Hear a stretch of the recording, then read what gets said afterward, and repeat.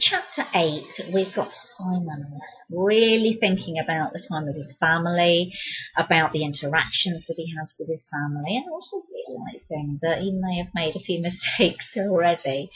Spending too much time focused on the business, not spending enough time thinking about his family situation. And in my capacity as an executive coach and leadership coach, this is actually a situation I see quite a lot. I work with senior people one-on-one, and we look initially at their work performance, how they're getting along with things, are they meeting the business objectives? And it doesn't take too long before we start to realise the impact that this has on all areas of their life, not just family, but fitness, well-being, their mental state. It's all interacting with each other. So it's not always possible to isolate business goals from personal goals. If you're at a point in your career where maybe you're getting a bit too stressed out, people are asking a lot of you, and you're starting to get tired, think about how well aligned your business and personal goals are. If you're thinking about your career development in the future, where do you want to be in the next few years? Now, it's not just a question that you think about the answer to when you're going for an interview.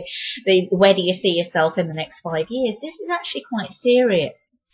Where do you see your career developing? If you're in a business for yourself, what do you want the business to look like in a few years' time? The reason I ask you to think about this is it affects the decisions that you make right now.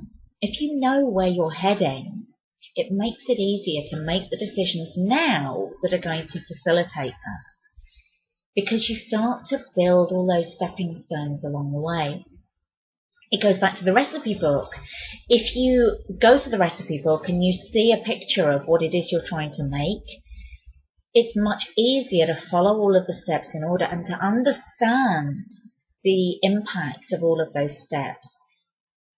If you don't know what you're trying to make, it can be very tempting to change recipes partway through. And this is why you find people who will kind of wake up one morning and say, how did I end up here?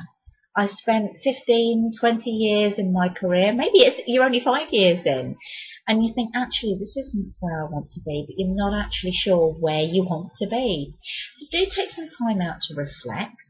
A lot of people do this when they've got a long weekend or a holiday, or maybe just take yourself out for a lunch. Take your full lunch hour, sit down and have a sandwich and have a think about where you see yourself in the next few years. And also, what skills are you going to need professionally that are going to help you to achieve those goals, both personal and career goals. And it's not a process that's going to happen overnight. You're not going to just walk down the street and say, yep, got it. It might take a few months for this to happen. You might take even a year off, a gap year, to go and think about things. I did it. But you come back a lot more focused about where you see things developing. So take some time, set aside some thinking space to come up with your goals, and then once you've got your goals, plan how you're going to achieve them. Put some timings around it. Make them SMART goals, ones that are specific, measurable, achievable, realistic, and timed, so that you've got something to work towards. It also means that if you're in a management or a leadership position, if you're clear about the goals for your department, it makes it much easier to communicate those to other people and get the support, get them on board.